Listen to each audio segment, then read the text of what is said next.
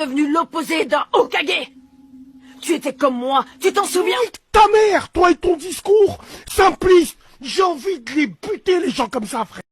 T'étais persuadé qu'un jour, les hommes se comprendraient et cohabiteraient en paix. On te fera comprendre des choses par la force. C'est dommage qu'on en arrive à là, mais on est obligé. Il y a des gens qui ont la haine, qui ont une haine noire. La roue elle tourne très fort, t'inquiète pas mon grand, Wallah il adim, la roue elle tourne. Va niquer ta mère, toi et la roue.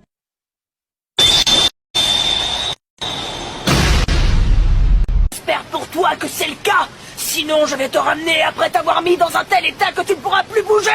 Pourquoi tu forces? Je te dois quoi? À quelle heure? Ces mots sont difficiles à croire venant. Salam alaikum les gens, Bassem Vénitieux 692 00 en espérant que ça va, que les choses se passent. Là, on est chez Bouzid, on est posé à la bien. J'aimerais passer un petit coup de gueule, ça, un vrai coup de gueule. Mais bon, moi je sais que vous êtes tous des hypocrites et vous allez aller voir les personnes concernées en leur disant « Oh, t'as vu ce qu'il a dit sur toi?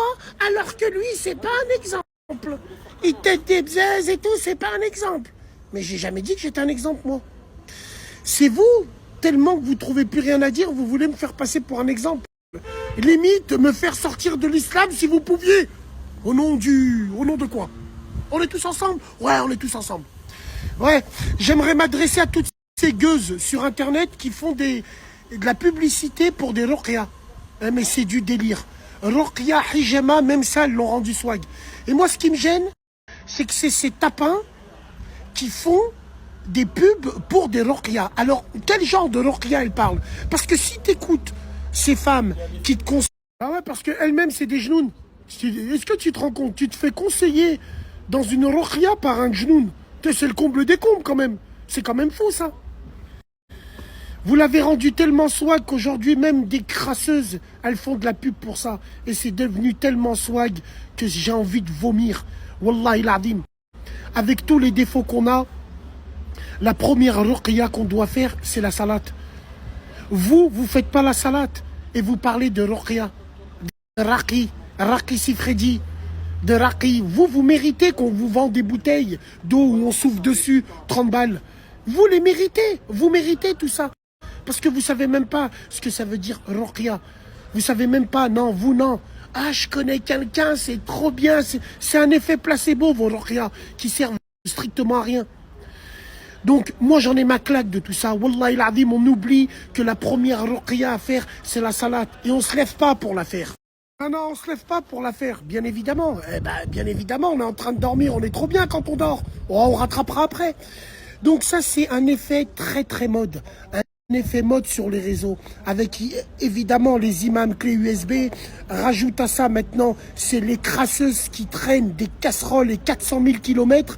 C'est elles qui font de la pub pour des ruqya. On est tombé bien bas. Wallahi l'azim, même au fond du trou, on continue à creuser. C'est quand même dingue ça. Parce que ça, bien sûr, les gens, ils prennent ça comme le voyage à la Mecque maintenant. Le voyage à la Mecque pour les gens, c'est juste pour histoire d'eux, envers les gens. Et se laver de nos voyages à Dubaï, à Phuket, bien sûr. Donc moi, ce que je veux te dire, c'est que ça me fout la mort de voir tout ça. Et aujourd'hui, les gens sur Internet, surtout les khemja, elles sont arc-boutées sur les ruqya, sur des hijama. Ah ouais, machallah, sur des... Et vous pensez pas à ça quand vous la prenez du côté pile? Ah ouais, excuse-moi, je prie Dieu quand je suis dans la merde. Ouais, bien sûr. Ah, il t'a quitté ton mec, fais une ruqya. Ah, il t'a fait une ruqya. Ah, l'autre, tu t'as pas réussi à le serrer, fais une ruqya. Non, nous, notre communauté, on ne sait pas se remettre en question. Le mec, il va pas réviser toute l'année. Il va rater son bac, il va se dire « Wallah, c'est ma voisine du bas, elle m'a fait un aïn et tout le reste et tout. » Bah ouais, c'est normal. On ne sait pas se remettre en question. On se dit pas « Tiens, cette fois-ci, j'ai pas été bien. Il faut absolument que la prochaine fois, j'essaye d'être mieux. » Non, nous, on met tout au aïn. Tout au aïn. Tout au aïn. Que déjà, les aïneurs, c'est vous. Et en plus, vous faites en sorte qu'on vous aïn. Vu que vous pétez plus haut que votre cul. Tu vois? Donc vous faites en sorte, vous montrez tout. Après vous dites pourquoi les gens ils m'ont aïné. Il y a le aïn de l'adou, celui qui te veut du mal, et il y a le aïn du habeb. Celui sans faire esprit, il t'aïne comme ça. C'est pour ça qu'il faut faire attention. Mais moi ça me casse les couilles, toutes ces histoires de ruqya partagées par des gueuses. Non mais c'est une blague. c'est du délire. Wallah, c'est du délire. Mais bon, pourquoi tu juges, toi? T'as fait pire, tu fais pire.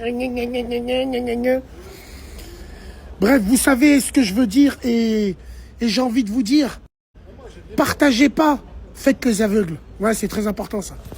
Bien sûr, et pour finir, hein, c'est super important, il faut écouter les sœurs qui te conseillent de faire des ruqyas sur internet. Les sœurs qui ont du vernis à ongles halal, qui ont des bouches pulpeuses, on dirait qui sont les snorkies. Qui c'est qui se rappelle ce dessin animé de ma génération? Quelle honte! J'ai honte, la tête de ma mère, j'ai honte. Et évidemment, bien sûr, cette sœur qui te conseille de faire la Gémoua et ruqya vendredi, ben, le vendredi matin, elle était chez Samira Makeup.